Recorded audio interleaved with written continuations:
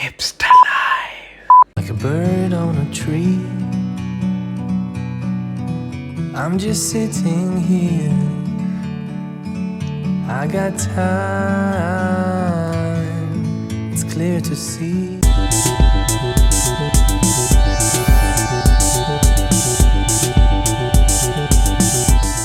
Hi everyone, स्वागत है आपका मेरे चैनल में हिप्स्टर लाइफ और लेकर आया हूँ दार्जिलिंग का एक नया वीडियो जो करेगा आपका सफ़र सुहाना, क्योंकि हम आ गए हैं दार्जिलिंग जू में।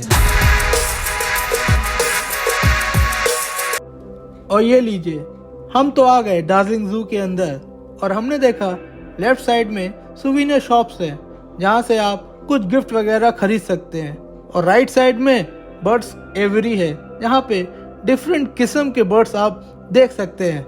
मगर क्या आपको पता है इनके साथ आप किन्हें देख सकते हैं? तो बोर्ड पे एक बार नजर मार लीजिए।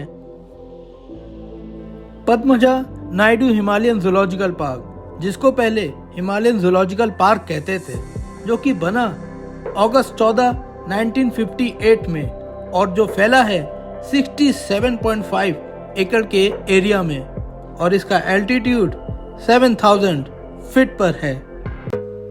चलते चलते मेरी नजर पड़ी सैम पे, जो कि जाने किसका इंतजार कर रही थी।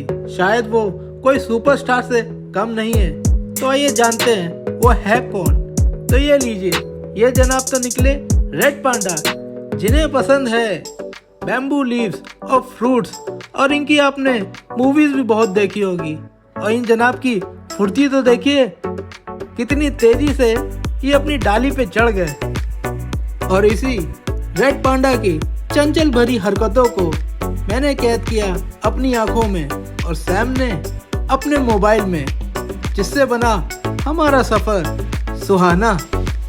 रेड पांडा जो कि एक इंडेंजर्ड स्पीसीज है और उन्हें बचाने की हर कोशिश और हर मुहिम यहाँ पे चलाई जाती है, और इन्हीं के नाम से चलता है रेड पांडा प्रोजेक्ट दार्जिलिंग जू में, और इनके यहाँ पे ब्रीडिंग प्रोग्राम्स भी चलते हैं। तो बस मैं आपसे यही कहूँगा, सेव पांडा सेव नेचर।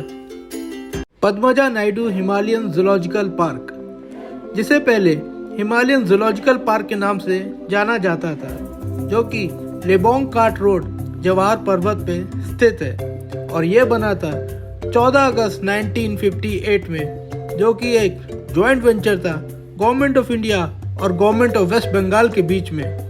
और आपको पता है इसका नाम Padmaja Naidu Himalayan zoological park कैसे पड़ा?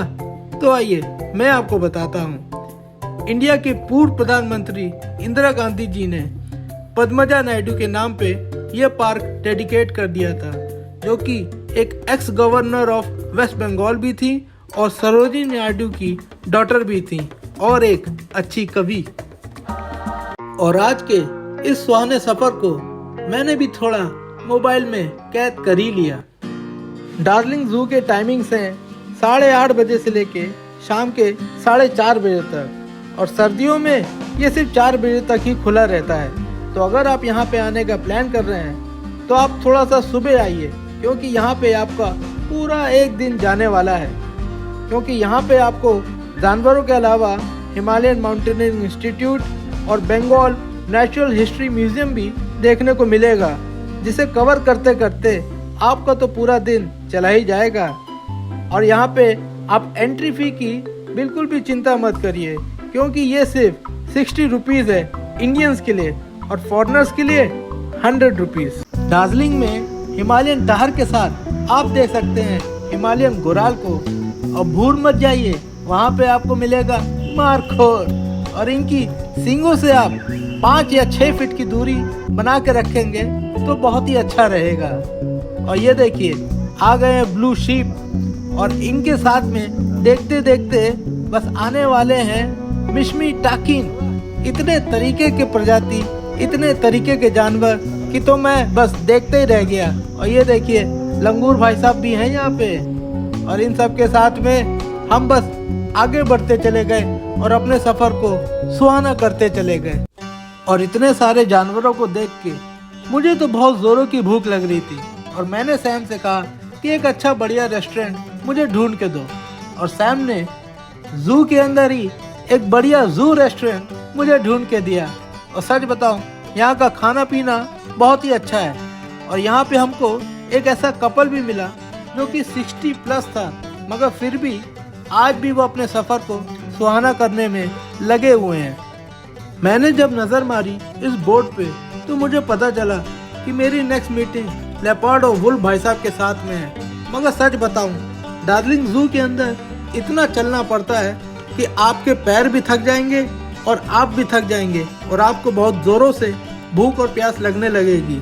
तो बस मैंने यही सब सोच के सैम को कह दिया कि पहले करूँगा मैं पेट पूजा, उसके बाद करूँगा कोई काम दूजा।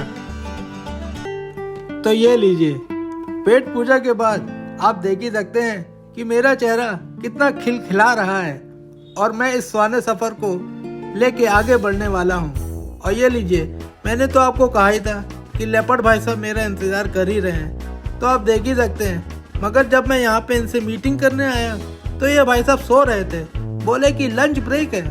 अब आप ही बताइए, इतनी दूर से मैं इनसे मिलने आया और ये लंच ब्रेक पे सो रहे हैं। तो मैं चला गया ब्लैक पैंथर के पास में और ये देखिए, ये सामने बैठे हैं, कैसे कर रहे हैं। मुझे तो ऐसा लग रहा है कि कोई छोटी सी काली बिल्ली कोविड के टाइम पे खा खा के ब्लैक पैंथर बन गई है। और ये देखिए, मुझे भाव ही नहीं दे रहे हैं। मैं इनके पिंजड़े के सामने खड़ा हूँ, फिर भी ये मीटिंग करने के लिए रेडी नहीं है। तो मैं चला गया अपनी मीटिंग करने शेर भाई साहब के साथ में।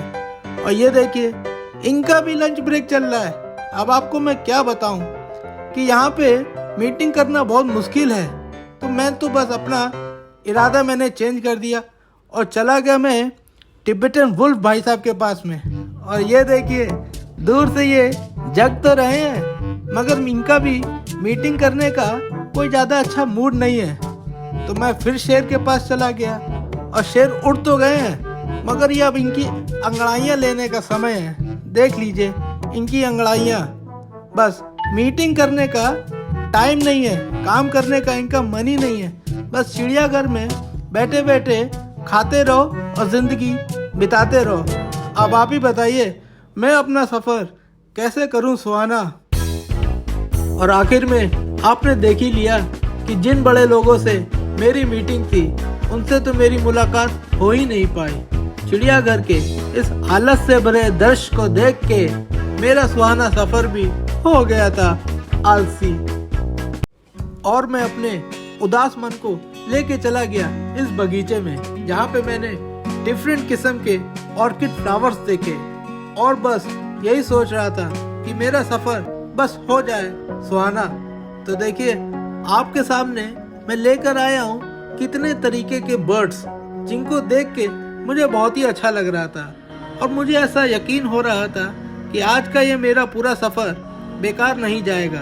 और आशा करता हूँ कि आपको भी ये मेरा कॉमेडी वीडियो डार्लिंग जू का पसंद आ ही रहा होगा।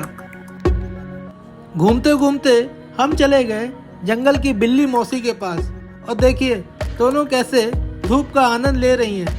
ऐसा लग रहा है कि 2-4 स्वेटर बुन के आराम से बैठी हैं। और इसी तरह चिड़ियाघर के सारे सदस्यों से हम मिलते चले गए, क्योंकि न जाने कब किससे मुलाकात हो जाए। और इसी तरीके से देखिए, हम भालू जी से भी मिल लिए जो कि खा पी के आराम से सो रहे थे। तो बस जाते जाते मैं यही कहूँगा कि हर बार की तरह इस वीडियो को अंत करने का भी समय आ गया है।